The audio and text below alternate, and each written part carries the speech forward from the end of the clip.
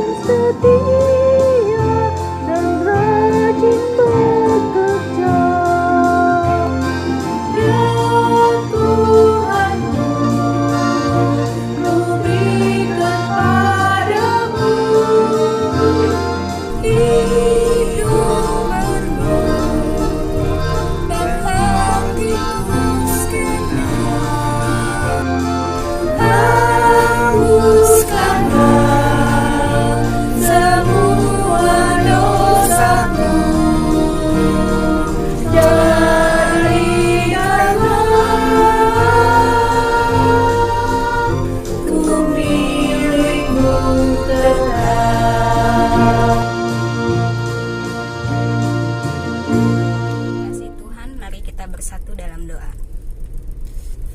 Ya Bapa, kami sungguh mengucap syukur Tuhan untuk pemeliharaan-Mu atas hidup kami ya Tuhan Yesus.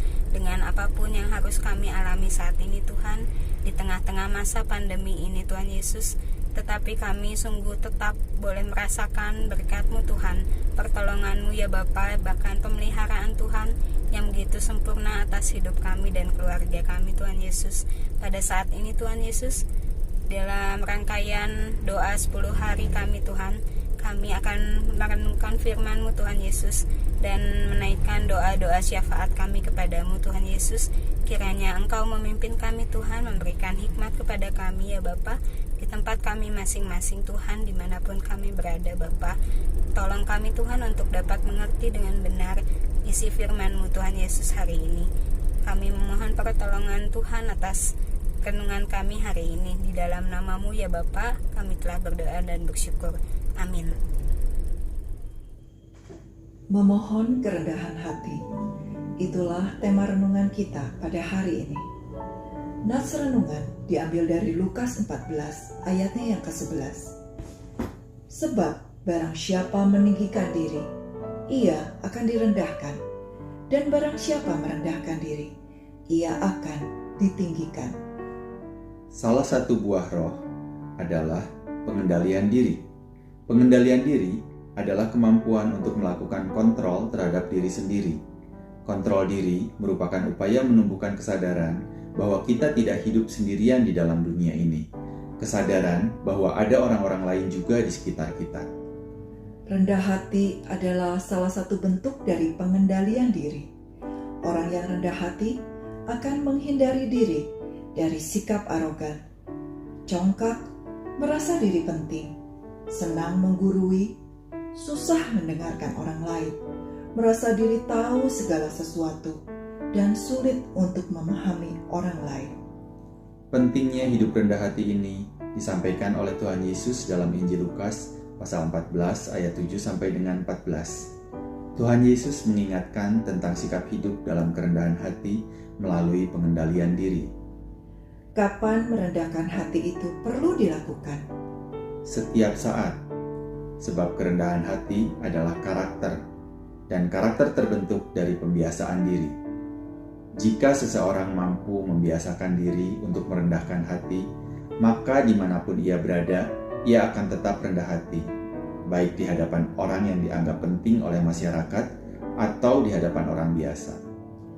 Teladan rendah hati ini telah diajarkan oleh Tuhan Yesus secara nyata. Saat dia menjadi sorotan banyak orang karena melakukan hal-hal yang ajaib, Tuhan Yesus tidak pernah menjadi sombong. Sikap itu berkebalikan dengan orang-orang Farisi dan ahli-ahli Taurat. Injil menceritakan bahwa mereka ingin selalu menampakkan diri sebagai yang terhebat dan tersohor. Akibatnya mereka tidak mampu mengendalikan diri. Mereka memamerkan tindakan-tindakan yang dianggap hebat dan berprestasi. Di tempat-tempat umum, mereka menunjukkan kebolehannya sebagai tokoh agama. Saat menjalani ritual keagamaan, mereka memamerkan kesalehannya di muka umum.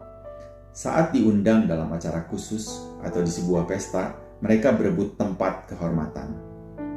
Tuhan Yesus menyoroti kebiasaan itu. Apa jadinya jika tempat terhormat itu bukan diperuntukkan bagi orang-orang Farisi dan ahli-ahli Taurat? Mereka pasti akan malu. Tidak rendah hatinya mereka membuahkan rasa malu. Bagaimana mewujudkan sikap rendah hati dalam kehidupan kita? Lukas pasal 14 ayat 12 sampai dengan 14 mengisahkan Tuhan Yesus memberikan gambaran demikian.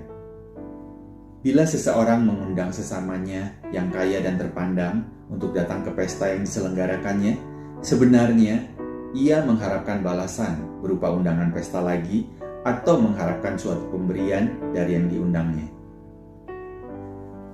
Namun bila seseorang mengundang sesamanya yang menderita, yang miskin, dan yang tak berdaya, seperti orang lumpuh, orang buta, dan para disabilitas lain, dan tidak mengharapkan balasan dari mereka, maka sikap itu mencerminkan karakternya yang rendah hati. Di sini Tuhan Yesus memberikan pesan bahagia bagi mereka yang rendah hati. Meskipun mereka tidak mendapat balasan dari dunia, namun Tuhan sendiri akan memberikan balasan seturut dengan kehendaknya. Balasan itu bukan sekedar pujian dari dunia, namun berkat ilahi dari Tuhan. Dari sinilah kita memahami perlunya melatih pengendalian diri yang terus-menerus untuk menjadi semakin rendah hati. Kita harus siap untuk mengikuti jejak Tuhan Yesus. Bagaimana sikap rendah hati diwujudkan dalam kehidupan kita sehari-hari? Kita bisa memohon pada Tuhan Yesus agar dibebaskan dari keinginan untuk dihargai, keinginan untuk dipuji, keinginan untuk dihormati, keinginan untuk mengangkat martabat, keinginan untuk menjadi orang penting. Kita juga bisa memohon pada Tuhan Yesus agar dibebaskan dari ketakutan direndahkan, ketakutan diabaikan, ketakutan mendapat nama jelek karena melakukan kebaikan, ketakutan ternoda dan dituduh saat memberikan pembelaan pada yang tersisih. Itulah permohonan pada Tuhan Yesus agar kita bersikap rendah hati. Demikianlah renungan kita pada hari ini. Amin. Mari kita berdoa. Bapa dalam surga, kami bersyukur atas berkat dan penyertaan Engkau selama ini. Bapa, biarlah kami tetap diberikan hati dan kemampuan untuk tetap dapat menolong sesama kami yang membutuhkan selama pandemi COVID-19 ini. Berikan kami hikmat dan kebijaksanaan dalam melaksanakannya. Kami juga berdoa untuk gereja kami GKI Guntur dan gereja-gereja lainnya untuk tetap bisa berkarya, untuk tetap bisa melayani. Berikan kami kesehatan, kemampuan untuk tetap bisa melayani Engkau dan sesama kami. Dalam Kristus kami berdoa. Amin.